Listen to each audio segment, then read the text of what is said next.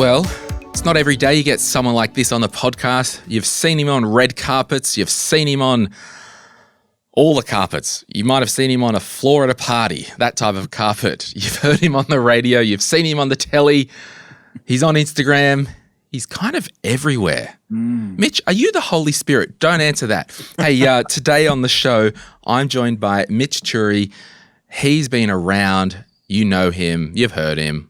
All the things. We're talking today to Mitch about his money story. Mitch, are you pumped to do this or are you nervous? I'm pumped. No, I'm pumped. I love that intro. That was, if there's a carpet, I'm on it, baby. That's the new brand, Carpet Hunter, which sounds actually, I think I watched that porn a few nights ago and didn't enjoy it. Yeah. The sequel or the prequel?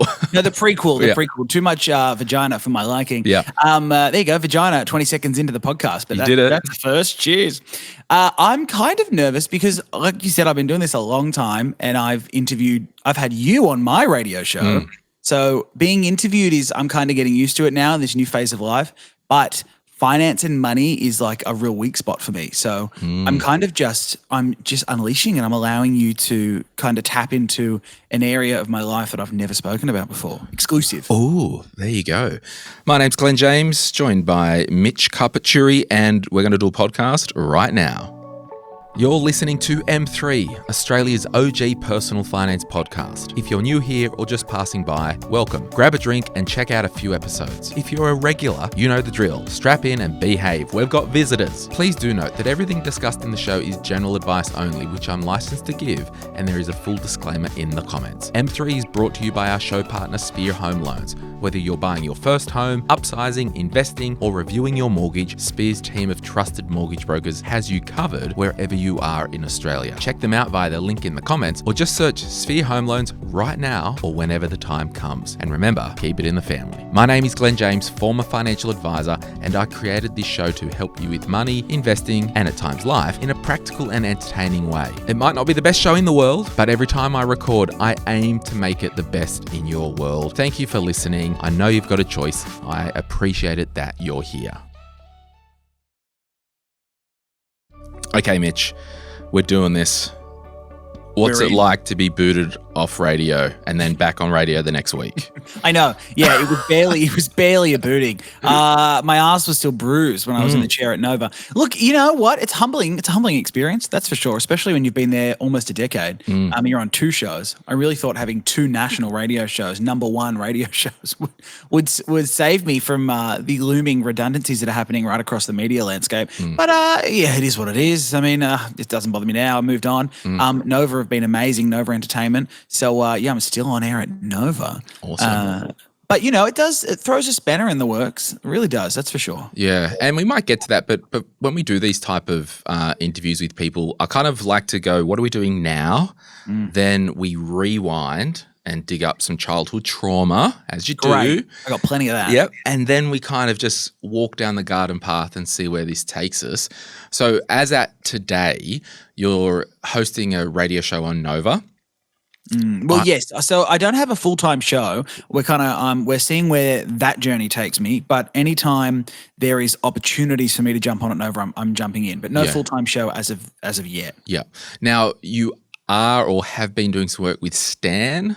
Yeah, so I'm the newest ambassador. So little Stan ambassador, as I like to call it. I don't think they like the name, but I'm into it. So yes, I'm a Stan ambassador, baby. Do you think like at Stan they call everything like, oh, Mitch is dialing in from Mitchistan, or I actually don't think so. Okay, no, I don't think they do. Yeah, no. Fair enough. No, I pitched Stan ambassador, and they're like, no, it's ambassador. And I'm like, missed opportunity there, guys. That's gold. Yeah, there you go, and that's why you pay me. Now you do a bit on Instagram.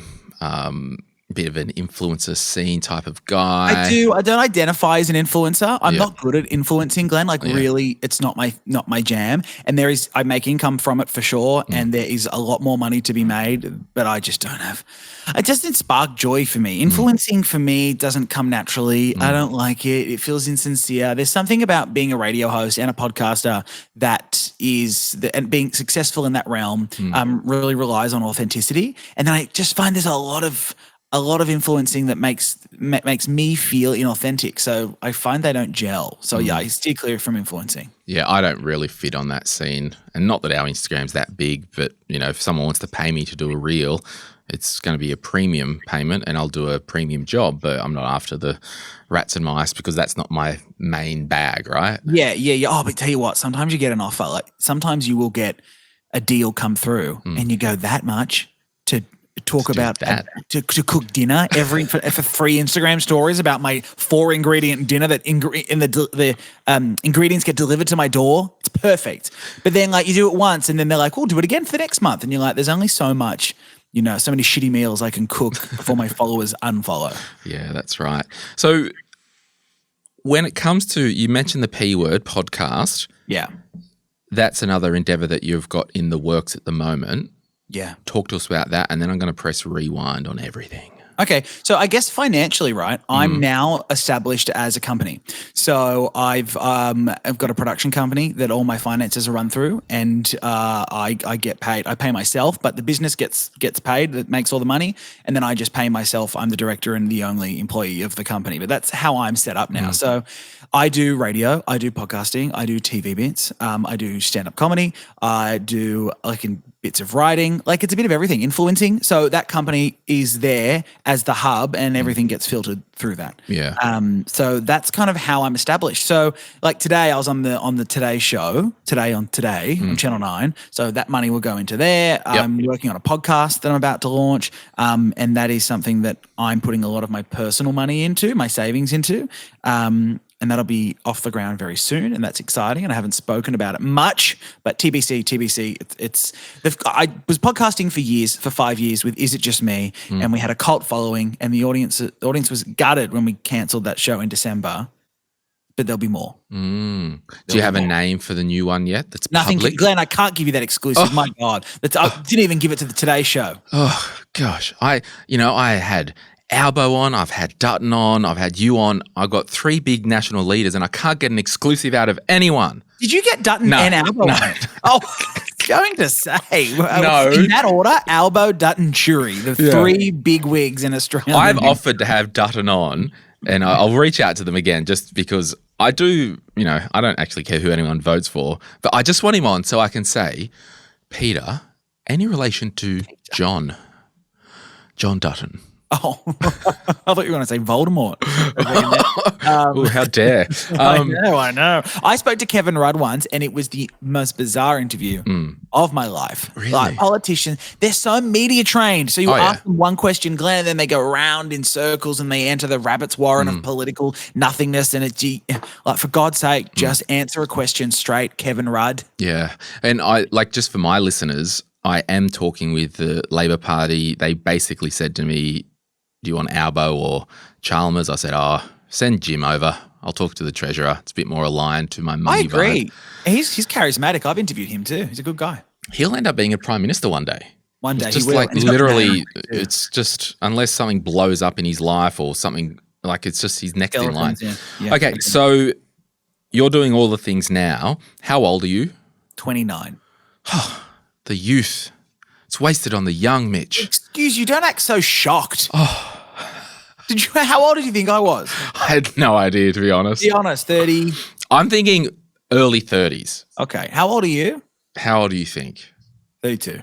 Shut up. I'm being serious. I'm freaking 40.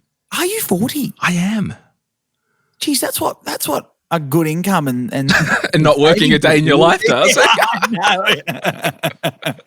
There you go, kids. You want to look good at 40? Don't do shit. Yeah, be rich. Don't do manual labor. Totally. So it's nepotism for you, Glenn, is it? Pretty much, yeah. Got it. Do you have rich parents? No. Really? Yeah. Trades? What do they do? Not trade. Like they're retired now, but dad was a truck driver and a cleaner and mum worked in a pharmacy. Wow. That's incredible. Yeah. But I was self-aware enough to know that in my life, if I wanted to be financially successful, I had to work out a way not to trade my time for money and to be able to generate income while I'm on my boat on a Wednesday afternoon. Yeah, how do you do that? I'd love to do that. Yeah, how have you done that? Yeah, the answer is with great difficulty. But it's all about you're in this media podcast world. How do you have a product or service or something that's an always on offering? Now, in my first business as a financial advisor, I had an always on offering. I had clients that would pay me fees annually to be their financial advisor. So you really need to tap into what that whole passive income is. And for me, what that looks like at the moment is, our podcast is big enough to generate enough ad revenue to pretty much support the team and me and all the other crap that I do. I just think it's a process and a mindset. When you are going in a direction with your career, it's like, how can I do this well? How can I set this up for the long term? How can I do it so it's not the quick win, but if I do it this way correctly, things will compound. And over the next 3 years, I'll be thanking the Glen of tomorrow for doing that today. Oh, of course. See, I'm set up in a similar way, right? Like, yes, that's how I make my income with podcasts, especially, and social media work. However, I thought you were talking drop shipping, or you were buying stuff from AliExpress and selling it on, up and hiking the price. I'm like, okay, how can we really hack the system? Yeah. So look, there's that. I don't know. I think I'm probably a bit of a workaholic, but I don't feel like it because I don't feel like I work because I love what I do. Yeah, see, I felt the same. And so I was working full time. I was exhausted. I was doing 2 national radio shows a day, plus media on the outside, plus podcasting every day. I was doing 12 shows a day, 12 shows a week. I'm like a circus monkey. You know those lions you see on the side of the road outside Stardust Circus? Yeah, that was you. That was me. And people were like, dance to me. And I was so tired. I was so exhausted. But like you said, I was getting paid very well in Australian media. However, it was for my time, and my time was maxed out. I was exhausted. I had no time to do anything else, nor did I want to do anything else. So I think you're on the money there. How can you make cash without giving time? That's it. Because if you exchange your time for money, you'll always cap out. Yes. Or you have to get more popular and more niche. In my career book, Sort Your Career Out and Make More Money, everyone, I use the example like you got to be more specialist. So my ankle surgeon in Chatswood, he can charge $3,500 for a procedure that's 40 minutes long. Yes. Because he's the ankle dude in Sydney, and supply and demand, there is not 50 of those where there's 50 plumbers in that postcode or more. And so you got these market forces thing. And everyone's got 2 ankles. I've always said that. You have always said that. Always. Everyone's got 2. So back to the cricket, as they say, growing up, where did you grow up? See, I'm a Sydney boy, born and raised. So I grew up in the south suburbs of Sydney, Cronulla, in the Sutherland Shire. I'm still there. Yeah, I was going to say, you're going there. You're leaving the Shire feet first in a grave, in a box. No, that's not true. I lived in New York when I was 19, moved to New York. Nice of you to do your research. I lived in Glebe for 5 years. I lived in LA for about 3 months. So I've jetted about and I've traveled and lived definitely outside of the Shire. I've only just recently moved back because I became an uncle and my partner lives here now. So, reasons to come back. Yeah. But no, I've been out and about. But, at the moment this is home. But I grew up in a place, in a town that is surrounded by money, like old money, old white money, not money that I wish I had and I had growing up, but it's a rich suburb, the Shire, Cronulla. Yeah. And so were your parents of working class nature, or were they school teachers? What did they do? Yeah, no, very much so. Dad's in business. Dad still works, in his early 60s. Mum works 2 days a week. So Dad was lucky enough to be able to supplement the cash of the family and be the breadwinner, and Mum did 2 days. She also didn't really work when we were kids, her job was being a mum, and she was bloody brilliant at it, which is, as we know, full-time job. But Dad was an executive, but started at a low level when I was a kid, by no means crazy cash, but now is, in the senior position in his role, loves it, very good at it. Was there any pressure from your parents growing up to be like, Mitch, you've got to go and be Professor Science, go to Sydney University? No pressure. I wanted to be an actor and I wanted to live in New York, and they were like, go and do it. We'll help you if you need cash. Like, we'll achieve your dreams, son, which I loved. But this is where I throw my parents under the bus. No financial literacy passed down, like none. And it's not negative, but I would have loved to have. Like, but that's everyone who's you pretty much over 25 or even over 20 for most people most of the time, we just don't get taught by our parents. This is, your first job. Well, let's set up 2 bank accounts and let's automate this. I know. I wish. Why don't they teach us that in school? I mean, I don't know. Like everyone's like, Glenn, the stuff that you do should be taught in school. What do you think? I'm like, I've got no idea about the curriculum, so I'm not making a comment. There's probably heaps of stuff that kids need to know. And I think the school system only has so many hours in the day. But you're right. And I think that's why potentially the next generation of Aussies and those who are dialed into this podcast, other podcasts, are actually a bit more financially literate. Yeah, they're savvy. Yeah, totally. So if I said to you, if there was one word that described what is money to you, what is one word that you would say? Stress. Okay. If I said to you... Don't frown. Don't grimace. You said I could say whatever I wanted. You really can. If there was...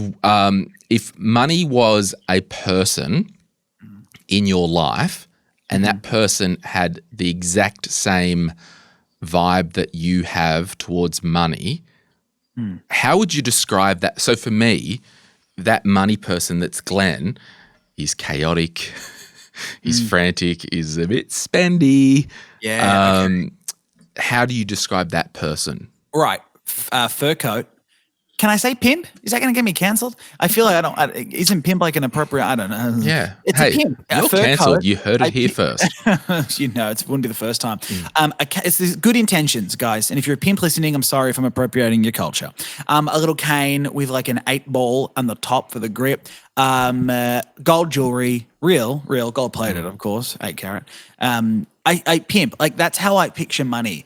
Like I only ever picture money in excess. Like in my head, I see money as like I really want excess or it's coming in excess. That's, I think, how my brain pictures money. But I also spend. I have a real bad spending habit. Like if I am going to buy something, it will have to be a name brand. And this doesn't come from my parents.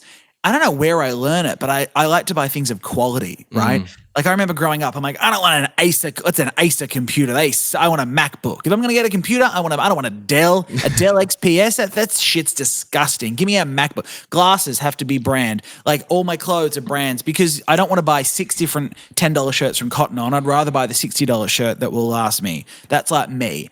But I also do have a real problem with designer brands and shoes and like nice clothes. That's my biggest expenditure is shopping. Do you think you have been a victim of that whole media world as well? No, I don't think so. This was pre-media world for sure. I also am very interested in fashion. Like I love fashion. So what does your partner do? My partner is a speech pathologist. Oh. Yeah. So they don't care if you're spendy or whatever? No, but they're also spendy. Yeah. I mean, we're gay men, we spend. Like that's exactly what the two of us do. We just spend our cash on nice things, So I don't think that's got anything to do with my career or his career. I mean, look, case in point, we're both in polar opposite industries and we both love to drop our cash on stupid stuff. Yeah, and I think it's, there's always outliers to every discussion, but sometimes in a relationship, one will be the spender, one will be the saver. And there can be this tension. Yeah, in that sense, I'm definitely the saver. Like my savings is very hefty. Like my savings is... Okay, so let's tap into that. I would say you are... Because everyone might be like, okay, this guy is frivolous and needs the brand stuff. No. But I would say you're deeply a value-based spender. Love the spin. That's a brilliant spin. That was good. Yes, you're like right. That? Yeah, it's true. I mean, my savings is... I mean, what's the average? What does an average 29-year-old have in savings? I don't know. Do you know? Should we? Probably 20 grand. No, it wouldn't even be that. 20 grand, really? No, let's ask ChatGPT. Yeah, do it. I put my blood test results into ChatGPT this week. It's like, you need to go on cholesterol medication. Oh, I did, while this was working, average savings of 29-year-old Australia. I had some earwax in my thing the other day and I couldn't get it out. I did 3 candles because my ear canals are really tiny. Oh, wow. And it always gets blocked and the ear candles didn't work. And I had this little ear camera from Amazon. Yeah, and I'm like, I don't love putting stuff in my ear. Anyway, put it in and I saw this little white thing in there. Oh, my God. And then you're like, what do you do when you see something? You go to Google. Yeah. Oh, my gosh. I've got ear and brain cancer. I'm dying. So I went to the doctor. He's like, it's a cyst. Get out of my office. Okay. According to data from Westpac, as of January 2025, Australians aged 25 to 29 have an average savings balance, I was right, FYI, of 19,165. Wow. But okay, and this is where it gets nuanced really fast. That's the average. The median is 2,200. Wow. Okay. Interesting. So are you telling me you've got more money than $2,000 saved? Yes. Okay. I do. But keep in mind, I do. I've got a good savings. I'm a really good saver. But you need to keep in mind that. And you know what? I've actually, there'd be people listening to this being like, what a wanker. I'm not a designer brand. You know me. Like, I'm really not. They're just my interest. Like, I'm not doing that to keep up with the fucking Joneses. Sorry to swear. But I do it because And apologies to the Joneses, mind you. I know, true. They're a lovely family. Their wife is a slut, though. I like to spend. However, I save. So I budget. So I get my income, right? And let's just say, when I had the full-time radio show, I mean, I don't know let's just say it was $5,000 a month, right? I would go, all right, $1,000 will be my spending money. Then I put my rent away. Then I put my bills, and then I put whatever the rest in living. But then I will say, no, I get $1,000 to spend because I know I want to spend and I want to buy things. So I budget. I'm not an idiot. I'm not blowing my paycheck. But no, my savings, yeah, I know is good. I'm happy with my savings. I think for me, I kind of was of that vibe that I will buy quality and buy it once. However, it's hard to do when you're just starting out with your first job. So hard. Like, I've got RM Williams boots, right? Yes. Got 3 or 4 pair. All right, money back. Yeah, you're welcome. Two ankles though, by the way. That's right. Yeah. But the thing is, for me, that is an absolute luxury. Yes, it is.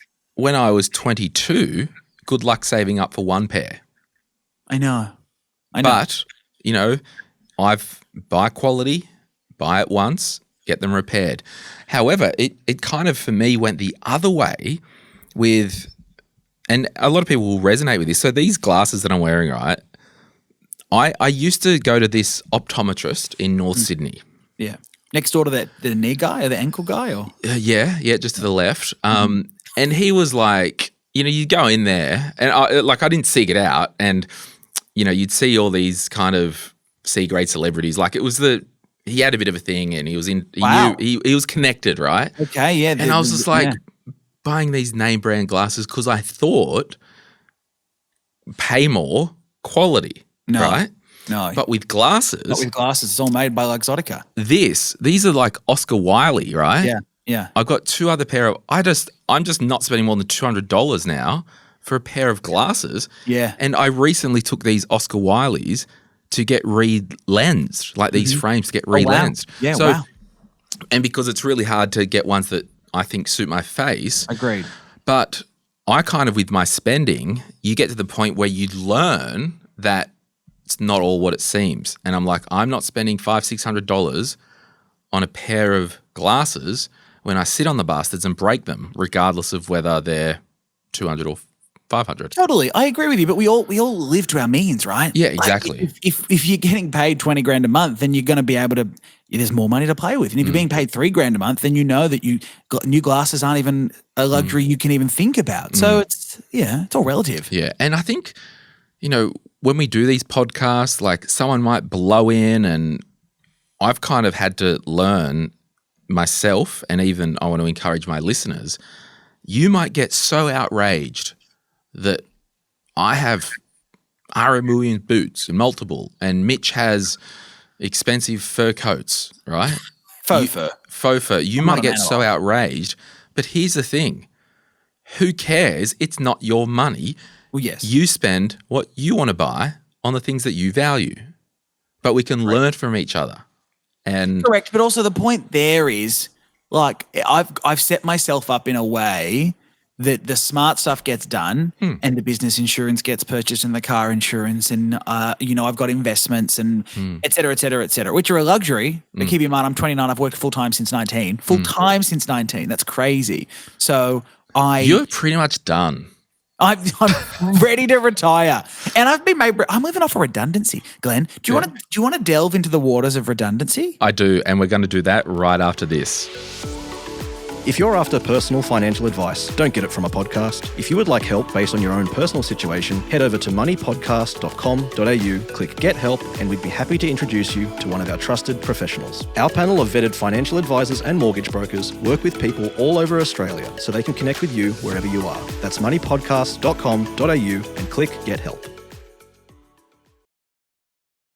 Before we get back into the show, I'd like to encourage you to protect your financial life. Now, what does that mean? It means having income protection insurance in place. It means having death cover in place if you do have debt or dependents. It means having your suite of personal insurances sorted. I know you insure your car. I know you insure your house. Why not insure you? I really want to encourage you to reach out to Sky Wealth. They support the podcast. They are specialist financial advisors who can look at your situation, walk through a heap of options personalized to you. It's usually far more comprehensive and competitively priced than going direct to your super fund. You must see a specialist financial advisor for your insurance.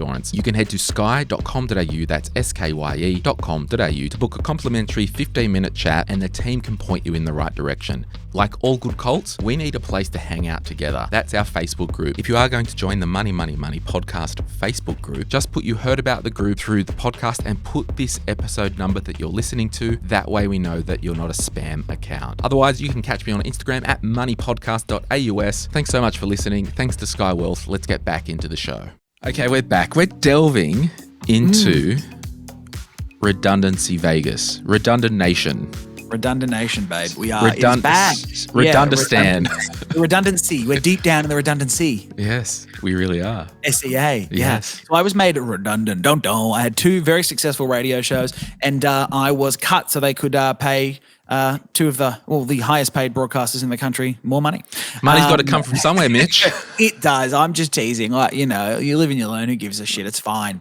So you were just for that. You were a full-time employee of the station. Correct. So how it works in entertainment, here's for the listeners, entertainment's a tricky one. I'll speak for radio because that's my biz. So a lot of the radio presenters you hear on air in a big show, I'm talking the breakfast shows, Kyle and Jackie O, your Fitzy and Whippers, Jason Lauren in Melbourne, they'd all be contracted, right? So they're paid on contracts for a set amount of time. 2-3 years is standard.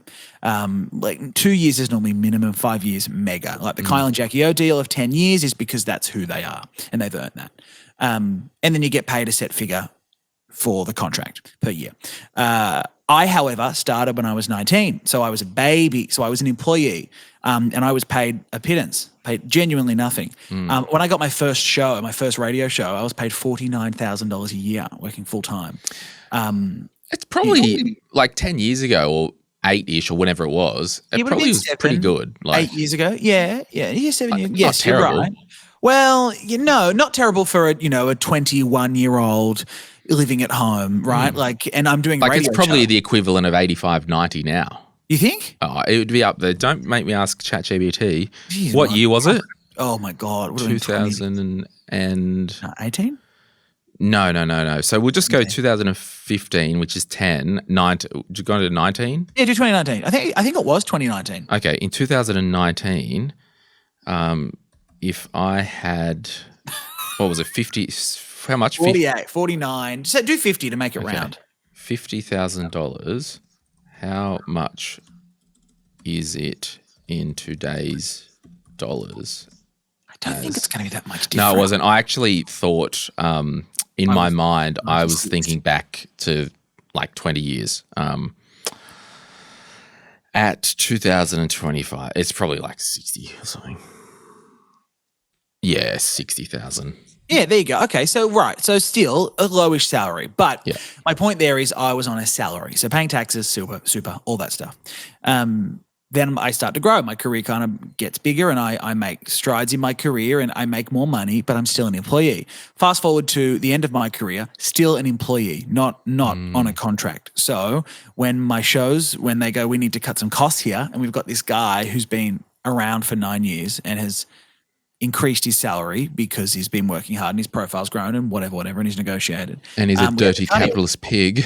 Correct, and he loves his designer brands. We're going to make him redundant. So, yeah, I got a redundancy of 9 years. Yeah, gosh. Yeah. So how was that emotionally? Given that it was and in media, it plays out pretty fast. Does play out fast. Found out on Thursday, announced the following Wednesday. Yeah. But it leaked to the press the Tuesday night, got out. I don't know how it got out. So it we had to make it. We were trying to save time and work out what we were going to do and how I was going to address it, but it came out really quickly. Do you find when you leak stuff, it's a benefit to you? That's a comment. Very funny. I was very deeply distressed in that time, losing both my two shows. So there was no leaking happening. I wish I was that smart. I actually wish I made so many different choices when it happened, but like you said, it happened so quickly. So that was a shame that it got out because I would have loved to have said it my way, but that's a different story for another day. So living off a redundancy now, but obviously working and making income. So it's all worked out well. It's fine. Do you think radio is dead-ish or dying-ish? No, I don't think it's dead. She's wounded. She's not well, but listenership is still there. The radio companies love to claim that their audiences are growing. I think a smart radio company invests in podcasts and a smart radio company invests in shows. The future of radio will be shows, not music. The future of radio is not music. It never will be. A radio station, to stay relevant, has brilliant shows. Really brilliant shows. I mean, look at the success of podcasts. The only reason podcasting is successful is because, like you said, Dr. Enkel, that's his third mention today. Oh, yeah. It's a niche. You listen to you because you've got an interest in investing and money and handsome men with no hair, you know? If you want to have a good laugh, you go listen to Tony and Ryan. And maybe their subculture of comedy is what gets you laughing, so you listen to them. You know what I mean? There's a podcast for everyone. Radio. Tony, come on the podcast. I've asked her. Let me text Tony. I can text Tony. Just text her. Say you're talking right now to Glen James on the podcast. She'll be like, she actually just replied saying who? Exactly. No. But the thing is, when you get... She worked on my first radio show. She was my audio producer on my first radio show. She's still in Melbourne, isn't she? Yeah. Always has been. The problem is the busier you get and the more popular you get, the less time you have. Yep, that's hard. And, yeah, but it'd be cool to chat with her. So my point is, radio's wounded, but focus on shows and things will be okay. What do you think your biggest financial goal is at the moment? And I'll say once that you get your regular income back on track. Because basically what's happened, you're cruising along, missile has dropped, blown you up. You've come out of it. All right, I'm not dizzy now. I do have some savings and I can kind of get through. Once we get back on track, once the income is back to normal, what's your financial goal, or what was your financial goal the day before the redundancy came in? Saving to buy a house. Yeah. So I have a deposit for a house sitting there, and I had pre-approval for a house. I got pre-approval the month before. Gosh. So thank God I didn't act, but I was going to open houses and auctions to watch and learn, and that kind of was pulled from beneath me, which is fine. All is good. So it'll be to buy property because I don't own property currently. I've got other investments, but I don't have property, and I want property. So you got to have property. Position. Huh? You got to have property. It's Australia, mate. Right, well, exactly right. I know. I'm thinking of opening. Tell me if this is cool. Yeah. A ankle surgery in. What do you think? I think, when we talk about comedy and we call this like recalling a joke, it can run its course. Yeah, and I think 4 mentions is pretty good. But then in comedy, it actually becomes absurd the more you mention it. It's that kind of like Sean McAuliffe type, I will resurrect this joke 25 minutes later.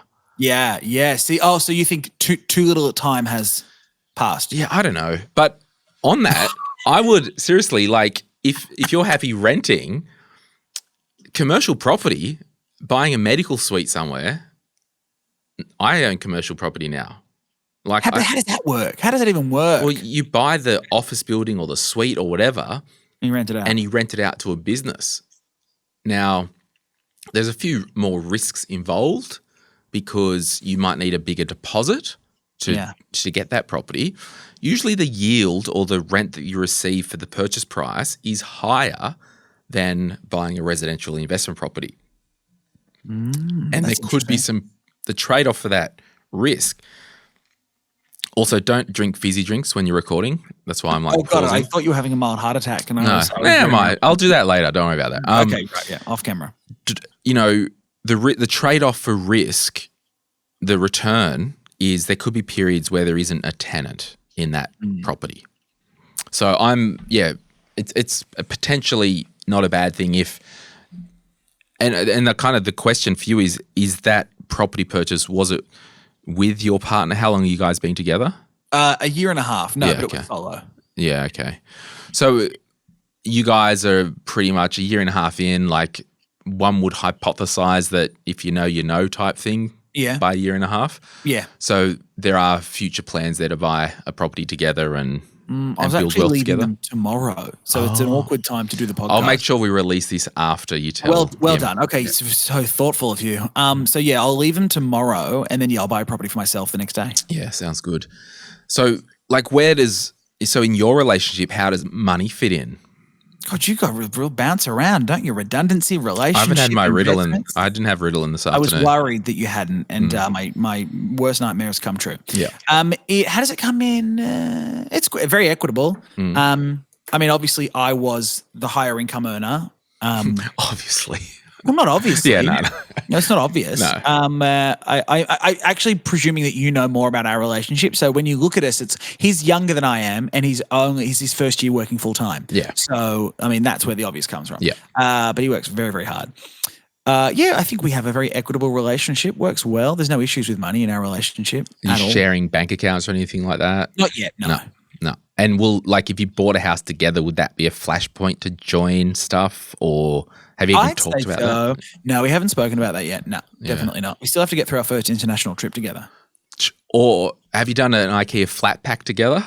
We haven't done a flat pack together yet, no. Cheaper than an international trip to test the relationship. It is, but I know that I'll be the prick because I get very overwhelmed and stressed. Yeah. And that's not one of my strengths, putting things together and building. It's not it. So I'll be the prick and he'll leave me, not the other way around, So in the theme of jumping around everywhere, you mentioned other investments.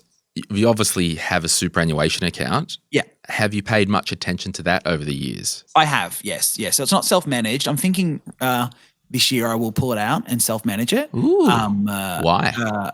Because I have someone in the family that is in the financial industry, and my parents organize their own super. Yep. And I just think there are some choices that I could make that could probably enhance it. I've also looked at where my super is being spent by Mercer, who I'm with, and it's doing well. It's all right, but I think there can be more that could be done with it, especially having my own company and everything else is kind of self-run. It kind of runs into that, and it feels like I want to be in control of everything. That's just a thought I've had, so I'm just throwing that out there. But no, my super. I mean, I've worked full time for 10 years. I was very conscious that I would salary sacrifice, so I have been salary sacrificing. Had been for 7 years. Wow, it's okay. Let's pause there because there's a lot of chatter online and people, particularly with people in their 20s. Like, oh, don't put money into super and don't do this. What was the rationale for you to salary sacrifice in your 20s to super, knowing that money was locked up and is locked up until after age 60 when you stop working? Correct. Well, it's tax-free money. It's also a way of stopping me from touching it because I do like to spend. And I was in a good enough financial position at the time. I was in a public job, at a commercial radio company. I was lucky enough to be in a position where I could, so I did. Awesome. And I think that's it. Like, if something works in your own financial life that on paper to someone else looks like is crazy, whether it is buying a faux fur coat or putting money into super, if you understand why you're doing it, how you're doing it, and the trade-off that on balance, $1 saved in super is better than $1 in my pocket, because $1 in my pocket means I spend it and eat it, I'm at the end of the year actually better off for future me.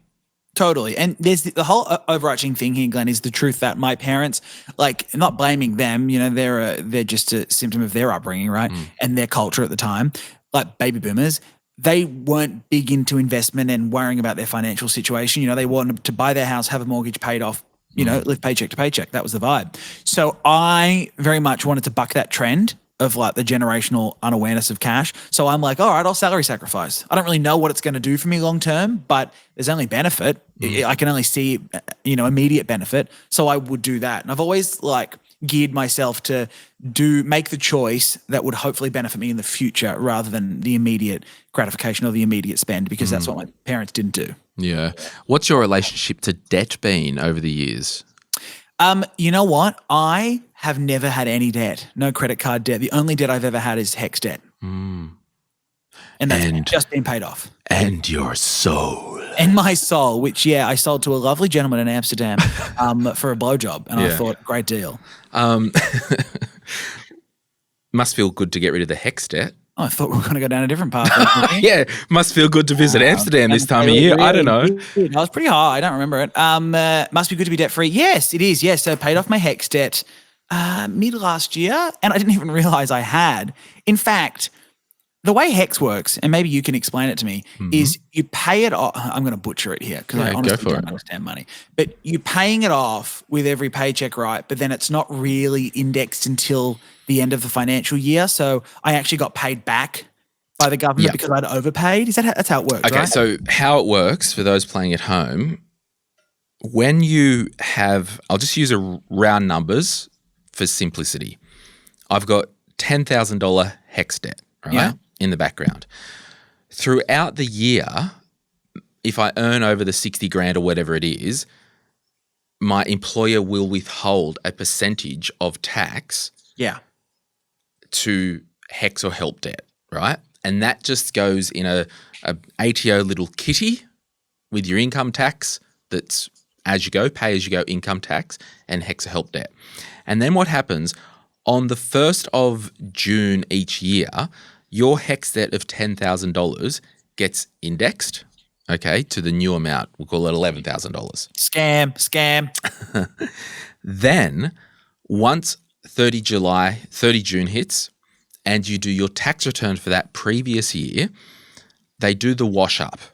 So based on all your income, okay, you have to pay X amount of help debt. Yeah. If you paid too much help debt, if your income decreased through the year or increased, so they wait till the end of the financial year, go, okay, based on all your income, you need to pay X amount of help debt. Then what they do is they apply it to the debt. Okay, so that if you had $1,000 worth of withholding in July or as soon as you do your tax return, it gets applied to that debt. Now, throughout the year, you've had all the withholding taken out for the HEX and help debt, but when they look at the HEX and help debt balance as at the 1st of July or 30th of June when you do your tax return, they say, oh, we've withheld $6,000 or whatever from Mitch to pay the HEX and help debt down, but there's no HEX or help debt anymore. We just give that back to him as a tax refund. Yes. But if you owed money for tax, they would have taken it off that first, then given you the balance. Interesting, right? Yeah. What's your view? This is interesting because I had Adam Bant on the podcast a few weeks ago. Oh, great. Good guy. Yeah, it was actually a really good conversation. And is that what you'll say about me, like when you talk to your next guest? About yeah, pretty much. Yeah. I'm trying to get another like influencer on. I'll tell you when we press stop. How dare you? I'm a media professional. Entertainer. No. It's just because I don't listen to radio. I look at Instagram, so I see you more than I hear you. Oh, true. Okay, fair. So let's call a spade a shovel. Anyway, I will say Australian popular person. All right. And I'm talking with their team and they're like, they don't want to really come on because they don't want to be seen as not relatable and talk about money. Yeah. And I'm like, we're just talking concepts. Like I haven't once asked you, tell me your tax file number and how much you earn because that's irrelevant. Yes. No, I agree with you. I mean, I spoke to my team, throw around the word team, my partner. I'm like, babe, should I go on this money podcast? Like, yeah, just don't talk about like cash, like how much you've got. I'm like, fair, but I mean, we're all human. We all love to spend. We all have Yeah. the same sort of issues. Like, Jesus, I'm So- not a sultan of Abu Dhabi. I'm not loaded with cash. Not yet. No. Sultan of Cronulla, maybe. Hey, so Adam Bam was like, we really want to wipe HEX and help debt, right? Right. Is that a slap in the face to anyone like yourself? If it did happen, it's not going to happen. If they turned around and wiped all student loan debt, is that a slap in the face to you because you've just paid it off? And do you think they need to do a look back of 2 years? Or is it just like, welcome to life, things happen? I mean, this is a dream hypothetical. No, I don't think it's unfair at all. I don't. Laws have to change. Things happen, and it's in the same way that I'm 1 year. I'm on the fence of being Gen Z or millennial, and I like to tell people I'm Gen Z, but everyone likes to remind me that I'm millennial. It's like, you know what? Who gives a shit? If it makes you happy, like if it's good for someone, do it. So yes, I think it's great. I mean, you haven't said slay once on this, so you're doing pretty good. No. See, I am a zillennial. I'm half. Well, you're 40, so that makes you what? That's like old. a Great War baby. It's like I'm a silent generation. Oh dear, that sounds very depressing. No, I think it was. Was it the silent generation, then baby boomers, then Gen X, then Gen Y, which is millennial? What was the silent generation? You're fucking lippy. Before you ask me. Yeah, before freaking baby boomers. Wow. Okay, fair enough. Yeah. Or the war anyway, whatever. I actually hate the generational BS.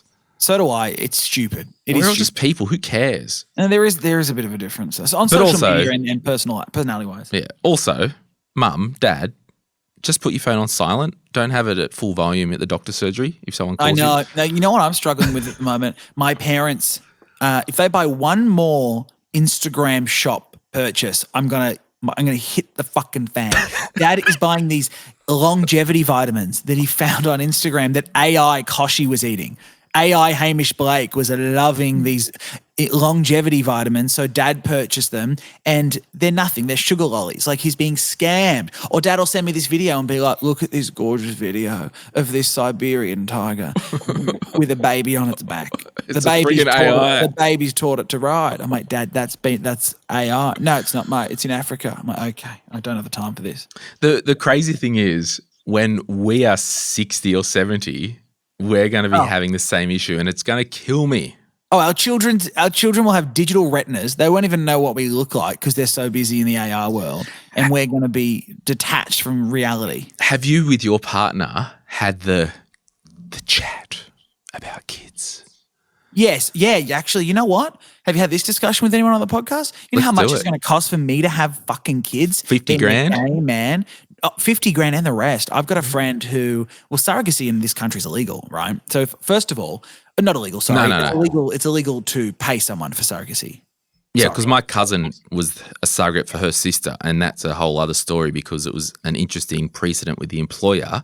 Uh-huh. They wouldn't give her maternity leave because she was not the person giving birth, and that I think they changed some law in New South Wales with the department that she worked with around her as a precedent. Anyway, so the whole thing is the shit fine. It's just it is. However, I've got a friend, who had twins. He's a gay man, and he and his partner had twins. It's often gay couples who are going the IVF route and making embryos with their sperm often do twins because it's cheaper. It's two package birds, one deal. stone. Totally, it's 2 sperm, 1 egg. Like bang, pump them out. $250,000. What? Yeah, to have 2 kids in the United States. Oh, because you got to pay the surrogate there. Yeah, you got to pay the surrogate, you got to pay the health bills, you got to pay everything. You got to fly them over, fly them back. But the weird thing in Australia to be the surrogate, and I know enough to be dangerous here, everyone, so don't take any of this as comment. There was a huge psychological element that my cousin who birthed the child had to go through with her husband in order to be approved and all that, to make sure. Oh, yeah, you've got to get vetted heavily. Yeah, and I get that. We want to make sure they don't have the baby and run off and do all that stuff and be. Also for the safety of the kid that, when the kid's 18, they don't come back and go, I'm your real mother, and it's a mess. I'm your real mother. Imagine that. Imagine some woman on the back door in the middle of the night. I'm your real mum. You came out of me, not those 2 poofters. I always wanted to fool my friend. I won't name him, but I always wanted to fool my friend. Every Father's Day, but I just always forgot. And at one point I put it in my calendar to remind me for the next year. And then he ended up having kids. So I'm like, damn it. That I was going to send a happy Father's Day card to his address as a joke to be like, hi, Dad, I'm now 13 and I'm told I'm old enough now to reach out to you and then freak him out. You could still do it. You could still do it, you know? Oh, my gosh. Like, you don't know that I'm your son. That's so funny. You don't have kids, do you? No, I'm not emotionally strong enough for that. Sorry? You single? Do you have a partner? I'm single at the moment, yeah. Ooh. Last year I had a relationship, but it's no more. I get you. Yeah. But the thing is, like, my 20s was a write-off because I had undiagnosed depression and anxiety. Yeah. I couldn't hold down a relationship. When you got nothing to give, you can't give out, right? Yeah. Preaching to the choir. And then my 30s was okay, still off again, on again. And there's a book that I'll talk about until the cows come home. It's called Attached. I've read that. That book changed my life because I realized that I'm an avoidant attachment style. Interesting. And that I look back at all the relationships that I had leading up to now, and there's a fair chunk of them where it's like, if I had known this part about me, that woman, she was amazing, awesome, would have been the best life partner in the world. But because I didn't know that I was avoiding attachment, it just fell apart. Yeah, I completely get you. I'm anxious attached, and I don't yeah. So, and you put an avoidant and an actions together, it's not a pretty sight. And the book pretty much says if one's avoidant and one's anxious, might want to come up for air. So that book changed my life. And, you know, for the listeners that have heard me, and I have stopped saying now, but last year was a write-off for me for a few reasons. And this year I am back. I know so much about myself and I'm pressing start again on my life. I'm happy for you. Thanks. And this is real, and I'll always talk about mental health on this podcast because guess what? It's okay to not be mentally well for a period of time. Or, like for me, I'm taking my medication to the grave. The doctor occasionally says, oh, do you want to try? I'm like, you shut your mouth and wash those words out. I'm taking my pills as I scratch my arm. I'm taking my pills to the grave because it makes my digestion better and I'm not socially anxious. I can poo and I'm happy. And I'm so good. So I'm just the biggest advocate, and mental health, if you can't be good yourself, you can't be good for someone else. You're a good man. You're exactly right. So but you know what? On that, success breeds success. So, you know, you've got a clean mind and a happy mind. It will, and a happy life. It will naturally flow on to your relationships, to your career, financially. It will. It's just how it works. See, I think as well, and this is, you know, because I'm 10 years older than you, not 11 years or whatever. 11, yeah. I had to make sure you're under 30, didn't you? Not for fucking long. Yeah, that's right. Your mind plays games with you, right? Like, I'm like, oh, have I left it too late to spawn?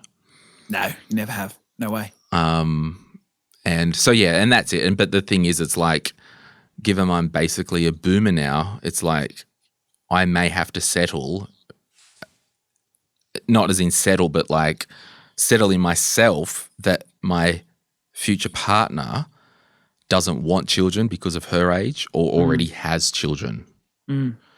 And I'm not resolved either way. Yeah. It'd be cool, maybe. Interesting. So, but everyone's got their thing that they're managing in their life. Life is completely equal. It is. Everyone's got their thing, and not everyone can see everyone's thing. Thank No, goodness. and you know what, Glenn, on what you were just saying, the best bit of advice that I live by is you're the only person that knows it's day one. So for you, starting at 40, Guess what? And with no disrespect, we only met last year. In my head, I'm like, oh, this bloke, look at him. He's got a blue neon behind him and a camera and some headphones and a blue microphone. He's been doing this for decades. Little do I know that it's the last 12 months you've been working on this, or it's the last, couple of months that you've had great success, or whatever it may be. You look at these influencer kids, right? And in 5 years, right, the new generation, the new wave will look at all these famous people and think, God, they've been doing it forever. The truth is, they've only been going at it a couple of months, a couple of years, if that. So no, but you're the only person that knows it's day one. And just remember that. You can always restart at any point. Well, thank you, Gandhi. Oh, come on. You can spill all this gorgeous life help and then I throw something out. No, but it's true. Like I did this whole online course at the start of the year. To the exact point, you can press reset and start again. Yeah, of course. Some of us will have baggage that we've got to take with us. Like you can press reset and start again in your financial life. Well, I can't get rid of the kids, but no. So it is a mindset. And you're absolutely right. I can say tomorrow and actually last week, I don't know where it is, but I did a podcast. What if you woke up tomorrow and I did this whole thing. What if you woke up tomorrow and just were like, I'm sick of this. From today, I'm investing at least 1% of my income every day and just went cold turkey on something. Yeah. So we've got to bounce. You've got to bounce. This has been chaotic. It's been fun. It's been awesome.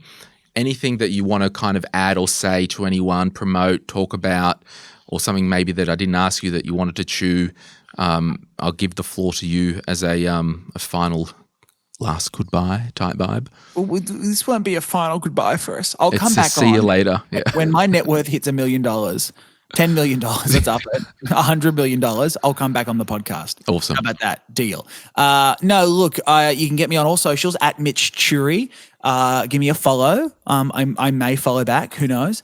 And then if time to time on Nova, and if you're into my podcast, if you're into the new podcast, the new idea, it'll be available wherever you get your podcast. But follow Mitch on Instagram. We'll put a link to his account in the show notes. Then you'll see the podcast. Final last 20-second question. Who's the most impressive celebrity that you've met? Because you've talked to them all. God. I know that you go through the motions and you might get someone 5 hours in of they've been doing interviews all day with media. Has there been anyone where you're like actually a genuine nice person? Yeah, Michael Bublé was such a good guy, and we had 10 minutes allotted time and we spoke for like 30. Wow. Bruno Mars was high when I interviewed him. High as a kite. That was fun. Miley Cyrus, best interview to date. Billie Eilish, most down-to-earth interview. Dua Lipa, the closest I've ever had to having an erection whilst being in the same room as a woman. Honestly, Ricky Gervais was incredible as a comedy nut. Loved Ricky. Who's your favourite comedian? Oh, I'm a John Mulaney fan. I like his old stuff, but I really like John Mulaney's style. Conan O'Brien, though, is my North Star. I love him. Anything he does, he can do no wrong in my eyes. Sweet. Well, you've seen it all. You've talked to them all. Thank you so much for sharing a bit of your story and having a bit of fun on this Friday afternoon for us. And we'll see you guys soon. Thanks so much, Mitch. Man. Thanks, guys. It was fun.